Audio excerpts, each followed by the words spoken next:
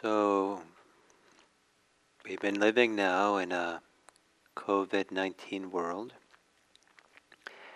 where this little virus and billions, trillions of them perhaps have disrupted our lives, disrupted our society in a way that was unimaginable, just a few months ago or a month ago. And many people now have been living with this new life for long enough now that for some people it's starting to wear them down, be tired, be exhausted from it, being impatient. And some people, it's bringing up all kinds of unresolved issues and challenges that have now are kind of center stage. Difficulties at home, difficulties with work or without work, financial difficulties. And for some people, they're working extra, long hours, difficult hours. Some people living right up close where it's dangerous for them, dangerous for their health with the virus. And some people being sick, very sick. Some people dying. Some people knowing people who have the virus and who are dying or dead. People, doctors and nurses in hospitals who have been seeing a lot of death and a lot of exhaustion and a lot of suffering. So I hear now that there's a lot of people who are also in this challenging time who are grieving. Some people have been grieving for a while. Some people now are beginning to grieve because there's so much loss. There's so much that's changed and disappeared, for now at least. Some things have disappeared forever. And to have these week after week of a life with so much that we usually depend on and have for our lives and enjoy or live with, that we depend on, just vanish, disappear. Can bring up a lot of sadness and a lot of anger, a lot of grief. And that it might be helpful just to name that and to recognize grief. Grief is one of the great teachers. Grief is one of the primal conditions of human life. Sooner or later, it'll come and visit us in one form or the other. And there's also very deep, some people call it a core grief, that everyone carries inside. That when some of it has to do with our life experiences, some of it has to do with just the existential truth of life. That even if we haven't lost important things yet, we will. We will lose our life. We will lose the lives of our loved ones. We'll be separated from things we like and value. That built into this life is loss of one form or another. Is things changing and becoming radically different from what they were before. And that things becoming radically different is challenging for people, the sense of loss and what's lost. And so I thought it was important to talk a little bit about grief and loss, especially because in the mindfulness practice, it's really presented, or it is in fact, a very powerful tool, very powerful support for some of the most challenging issues of a human life. That this practice was actually designed for these challenges, designed for the deepest existential challenges of human life. And we know that the story of the Buddha, that he started his path to his discovery of freedom in his encounter with existential issues of sickness, old age, and death. So, what is it that mindfulness can do to support us during this time? How does it help? What can it do for us? First, it helps us to be present for it and to see it for what it is. To really be able to have the ability to stop and really admit to ourselves or see or be honest what we're feeling, what's happening. And to be able to do it mindfully means to recognize it clearly, so clearly that there's some freedom in there. Not freedom from it like it goes away, not dismissive of it, but deeply respectful respectful of grief. But still, being able to recognize it there, so in a certain way, we are not completely lost in the grief, but there is like we're our friend, we're the witness, a companion, so we can accompany our grief. So we bring the capacity to open to the grief, to allow it there. And it's remarkable that mindfulness is a practice, especially in meditation, that has the room, and we cultivate the ability, we prepare ourselves to allow the waves of grief, the tornadoes, the volcanoes of grief to come.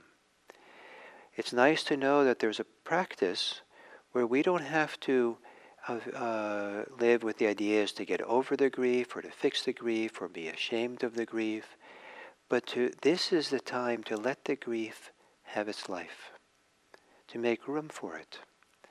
But at the same time as making room and allowing for it, in that recognition and mindfulness, we are not collapsing into it. It's painful and difficult, but we sit upright and allow it to wash through us, wash through and experience it and experience it. One of the basic practice of mindfulness, of breathing, letting go of our thoughts, coming back and breathing, quieting the mind and breathing, is very powerful in the context of grief, because what can make it unbearable, the grief, is when we continually tell ourselves stories over and over again of what we've lost, of what's going to happen, what's not going to happen, how we've been hurt, how we're angry, how someone has wronged us, how life is unfair. And of course the mind will think these things. It's not a mistake that the mind thinks these things. But to get lost in those thoughts is where grief can be too much. But meditation is to let go of those thoughts just enough. Or what I've done with that big grief, I haven't exactly let go of them because it asks for too much perhaps, but rather to compost the grief back in the body. To bring the grief and feel how it's experienced in the body. Feel how it is with the breathing. Breathe through it with the body. And I find that it's very respectful of grief to allow it to be there, but feel it in the body. Keep coming back. Let the body be the container. Let the body be what holds it. Even no matter how painful it is and difficult, trust the body. Feel the sensations of what's going on in the body. And that's a way of not getting the thoughts, the projections into the future, the stories, all that. They're allowed to live. It's okay. But we don't feed them. We don't get involved in them. We don't actively get engaged in them. So to be able to recognize, oh, that's thinking. Okay, I'm thinking. There's a lot of grief, so of course I'm thinking. Maybe we can't let go of it. But we can turn the attention to feel the experience of grief in the body. I like to think of grief as kind of like a mystery. It's something very profound in human life. The stronger the grief, the more it represents the profundity of something inside of ourselves that really needs its time, needs to be seen, needs to be heard, needs to be felt, needs to be expressed in some way. And I think of grief while we're meditating as a form of expression. It's not a damping down or a denial. It's to sit still, to allow the volcano to flow inside, to just pour and pour, allow the tears to flow and to flow. And this idea of radical permission to just feel and allow it to be there while sitting still and quiet. And giving yourself lots of time. There are many kinds of losses that people can have, and sometimes it's helpful to be able to recognize and name the specific loss, so it has a little bit of a handle to it, so it's not amorphous and confusing. So there is material loss. We can lose our money, we can lose our work, we can lose our access to some of the wonderful things about life that go on. And so the loss of material, of wealth, and sometimes there's loss of food, loss of freedom to get food that goes on. There's a loss of functionality. We can't function, we can't behave in the way we used to behaving. In places where they've been locked up in their apartments or homes for weeks, so much is lost. Being able to play, children who can't play outside.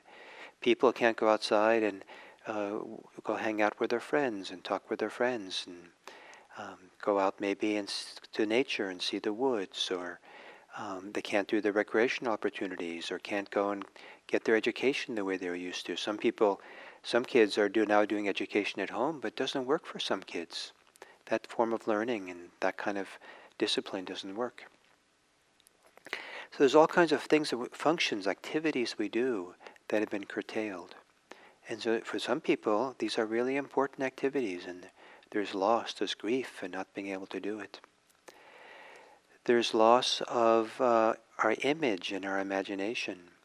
We have an image of ourselves as being capable. We have an image of ourselves as someone who can support ourselves, take care of our situations, can work. And to have that self-image, the rug pulled from underneath, is very, very challenging to feel that. And people feel disoriented, they feel lost, and they feel afraid. Who's going to take care of me when I'm sick and alone, perhaps? Very frightening, very difficult to be in. It's a huge grief to have that kind of loss of company and support. There's the imagination of what's coming in the future. There's anticipatory grief.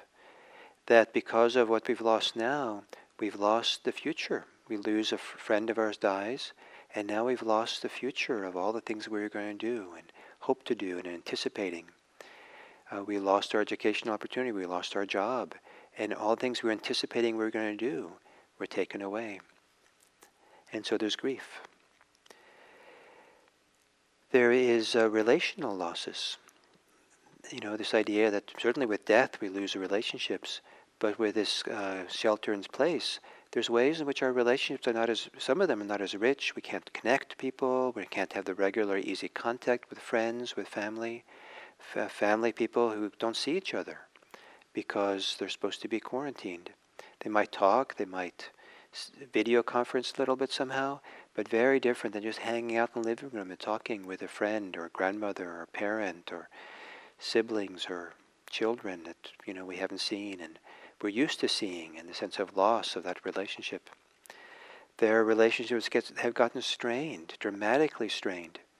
Couples, kids and families, where the inherent maybe stresses, tensions that have managed just fine all along, but when in quarantine and loss of work and money, lots of loss in the value and the relationship, what it's all about. And then there's existential loss. The loss of the existential support that we have, the needs we have to live a successful life, needs we have to live a safe life, a loss of safety. To go to a store and to go shopping and not feel safe because maybe you'll pick up the virus. To not know if, look into the future. Apparently this virus is going to stay around for a while. Right now there's no known vaccine. How long do we have to live with this existential fear of sickness and death and suffering? So there's all these forms of grief, all these forms of loss. And of course it's going to be difficult. There's no shame in grief. And there's no, grief is to be respected. Grief is a powerful working of the heart, powerful working of something deep inside. And the task of mindfulness, the offer of mindfulness, is to learn how to grieve well, to have good grief. And it's possible to grieve in unhealthy ways. It's possible to collapse completely in it. It's possible to not deny it. It's possible to numb out. It's possible to distract oneself. It's possible to, all kinds of things that dampen it down, push it away, or ways in which we overindulge in it. We get caught in it, all this.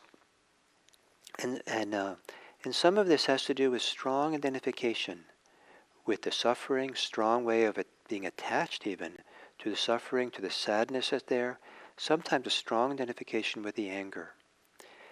Grief often can come with anger. It can often come with sadness. That one of the interesting paradoxes or interesting movements around the anger and sadness that can come with loss is that when you feel one, you feel the anger, ask yourself where the sadness is. If you feel a lot of sadness, ask yourself where the anger is. And the interesting practice of doing that is that we can often get stuck in anger or stuck in sadness or sorrow. But if you can notice that maybe underlying it is the other, that sometimes can loosen it up and let it flow more easily, and it's not so stuck, but it's recognized and we can breathe with it, to have breathing room with the experience. Grief will take its own time, and its own time means there's no particular time how long it's going to take. Generally, grief takes a lot longer than people think it's going to take. And sometimes it takes a lifetime. Some grief accompanies us for a long time. And the art of mindfulness, when we really learn it and can stay with grief and feel it, even if it stays for a long time, it becomes our companion in such a way that it can actually help us become freer, helps us to be more honest, helps us to be more real and connected and full. That the sorrow, the pain of loss doesn't have to limit us. It can actually free us and actually heal us in some way. There can be healing with grief and through grief, but not on your time. If you're too quick to want to heal, then you're not respecting the deeper unfolding, the process which grief is. Grief is a process. Don't shortchange it. Don't speed it up. Except one way. There's one way that I know that's a healthy way to let the process of grief to speed up. And that is to meditate. Maybe meditate a lot.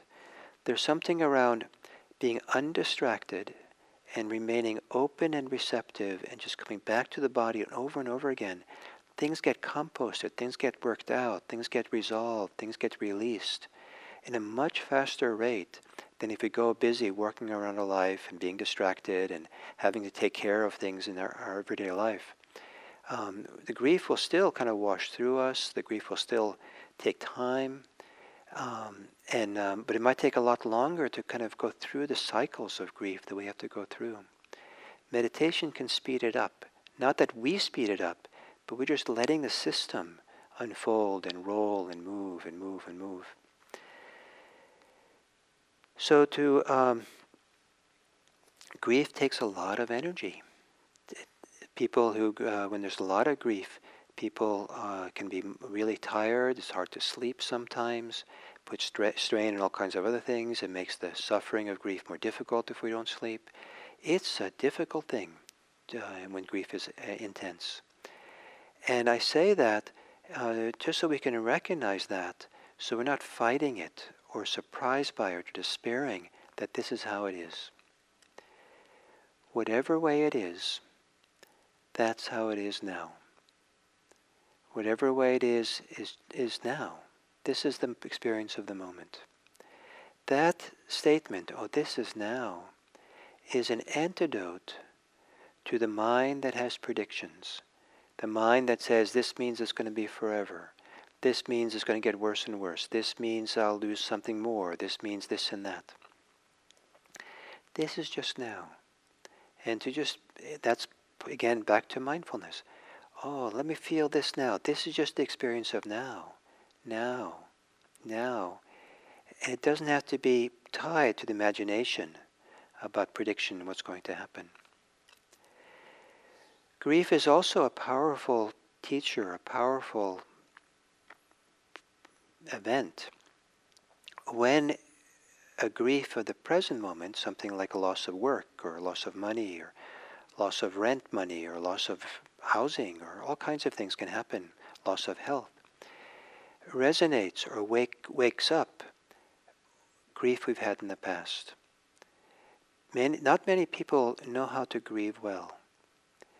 Our society, our family, our religions, culture sometimes don't teach us that much, especially in the modern world, how to have respectful grief and proper grief or full grief or healing grief or make space for grief. And so if grief hasn't been complete or it hasn't really been respected well in the past, the pain of what happened in the past still can live in us. And the loss and the fear around the loss of losing still lives there. And so contemporary losses reawaken the old ones. And sometimes the core griefs that we're feeling with contemporary loss is not the contemporary loss itself, though it might seem that way, but rather it's how it resonates with these old griefs that we still carry with us that have never been resolved. So one of the primary things I keep saying that I want to emphasize is the idea of respecting grief. Take it, really respect it, really give it its time. In a certain way, to grieve well is to trust the grief, even when trust seems impossible. It's so painful, so difficult, so over the top what's happening. So the whole world is falling apart for people. It's okay. It's okay to grieve. Trust the grief. It's now. This is the experience now. If you've been meditating and you've prepared yourself through weeks, months, years of meditation, hopefully that preparation will allow you to keep opening to it and feeling it and be with it as present moment phenomena. Let it flow. Let it be there. Trust it deeply. Be the friendly presence for it. Or friendly is too much. Be the companion. Accompany your grief and help your grief feel safe. Help your grief feel that it's accompanied. Help your grief feel that it's not alone. Help your grief feel safe with you, that it's allowed to be, it's allowed to exist. And if you do this, it's not just this particular grief that you're working with. We're working with deep, deep conditioning inside, deep courses inside of us. And it's definitely part of the path to liberation. There are some teachers who say the path to liberation is one grief after another. It's all these things we're grieving, what we let go of and what goes and what ends. That has not been my experience, that the path to liberation is one grief after the other. But sooner or later, the path to liberation involves some grief, or touching in with the historical grief we still carry within us. So if you're experiencing grief these days of COVID-19, please know that you're not alone, that it's a challenging times for many, many, many people. Please know that there's nothing wrong with grieving, but do see if you can grieve well. And grieve well doesn't mean you have to be clever or you have to have the right tools or techniques. It mostly means you get out of the way of the grief. And get out of the way by really feeling it in the body. Make room for the grief itself is a inconstant, impermanent flow of things coming and going and flowing. Whenever you find yourself thinking about grief, thinking about what's going on, the loss, the upset, the angry, the sadness, come back into your body. Let your body be the container. Let the body be the temple. Let the body hold it all. Let the body be the friendly space, create the friendly space around the pain, so the pain is not alone.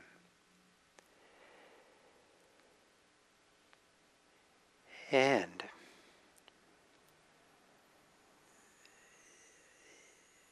my hope is that we can be each other's companions, that we can be, by our ability to sit with grief in ourselves, we can also have the ability to sit with others when they're grieving, not to fix them, but to help them feel there's no shame, that it's safe and appropriate to allow it to be front and center, to let grief have its time. Don't be in a hurry. And I hope that in that process, this whole process, that you learn that there is love, that you can love yourself, have compassion for yourself, no matter how dark it gets, and you can have love and compassion for others. May it be that we live in a world where we love each other. May it be that we live in a world that's built on the foundation of caring for each other, caring for everyone. May it be that we live in a world of care, compassion, generosity, and love. That's the world I'm hoping that we can make from the ashes of what is happening in our world today. So thank you, and I hope that you sleep well. Those of you who are getting ready to sleep, I hope that you go to bed, and when you go to bed, that you offer yourself loving, caring, generous warmth and care, and support yourself, love yourself, to sleep well through the night. Thank you.